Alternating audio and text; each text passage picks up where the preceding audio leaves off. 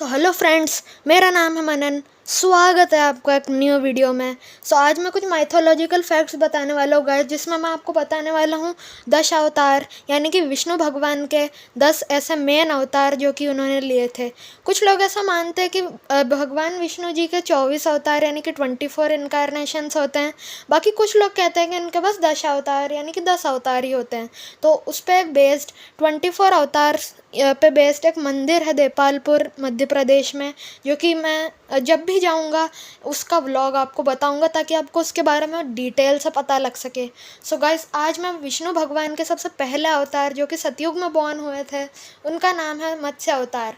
इन्होंने हाइग्रीव नाम के राक्षस को मारने के लिए यह अवतार लिया था और मैनकाइंड को भी बचाया था उसी वक्त में।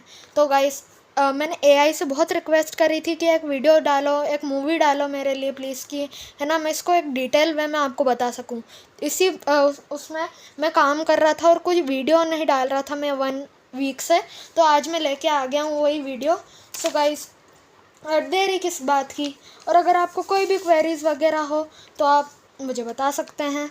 और मैं बिना टाइम वेस्ट किए इस वीडियो को स्टार्ट करते हैं और मूवी स्टार्ट करते हैं, और इंग्लिश सबटाइटल्स इसके नीचे ही हैं। गाइस, बहुत साल पहले जब सतयुग चल रहा था, राजा मनु एक सच्चे और सत्यवादी राजा धरती पर राज कर रहे थे उस टाइम पे। एक दिन जब मनु एक यज्ञ कर रहे थे सरस्वती नदी पर, तो कुछ ऐसा हुआ कि जिससे उनकी ज़िंदगी बदल गई। क्योंकि जब राजा ने हथेली में पानी लेकर नदी में प्रवाहित करने लगे, उन्होंने देखा एक सुंदर मछली उनकी हथेलियों में। तो ये देखकर मछली ने एक ऐसा वाक्य बोला जिससे राजा आश्चर्यचकित रह गए, और उसने बोला, ओ राजा, बचाओ मुझे, एक बड़ी मछली मुझे खा जाएगी। उन्हें बहुत आश्चर्य हुआ एक मछली को बोलते देख। क्या ये एक अनोखा दृश्य है? राजा को बहुत अजीब महसूस हुआ, पर उन्होंने उस मछली को बचा लिया। उन्होंने उसे एक कमंडल में छोड़ दिया। पर कहानी यही ख़त्म नहीं होती, सच्ची कहानी अभी बाकी है। उन्होंने देर रात देखा कि मछली कमंडल में आ नहीं रही थी। उन्होंने उसे एक बड़े मटके में रख दिया, पर कुछ घंटों में ही मछली उसमें भी नहीं आ रही थी। तो गाइस, ये बहुत ही मज़ेदार कहानी है। क्या हुआ? उन्होंने उसे एक तालाब में छोड़ दिया, पर वह उसमें भी नहीं आ रही थी, छोटी पड़ गई थी वो बहुत सारे प्रश्न राजा के दिमाग में घूम रहे थे। क्या यह कोई साधारण मछली है? राजा ने मछली को एक नदी में छोड़ दिया, पर उसने अपना सच बता दिया कि वो कौन है। मछली एक आवाज़ में बोली, ओ मनु, मैं कोई साधारण मछली नहीं हूँ, पर मैंने ही सबका सृजन यानी कि क्रिएशन किया है, और मैं भगवान विष्णु हूँ। यह सुनकर राजा मनु का दिमाग घूम गया, पर भगवान विष्णु ने एक मछली का अवतार नहीं लिया था। इसके पीछे एक बहुत बड़ी कहानी छुपी थी। भगवान विष्णु ने राजा मनु को बताया कि एक बहुत बड़ी आफत आने वाली है उनके सृजन पर। यह बाढ़ इतनी ज़्यादा बड़ी होने वाली है कि पूरी दुनिया डुबा देगी, हर प्राणी नष्ट हो जाएगा, पर तुम्हें धर्म को बचाने के लिए एक बड़ा कदम उठाना होगा, सच्चाई और वेदों के लिए और सारे ग्रंथों के लिए भी। यह सुनकर राजा मनु डर गए, पर भगवान विष्णु ने उन्हें साहस दिया। ये एक बड़ा जहाज बनाओ, भगवान ने कहा।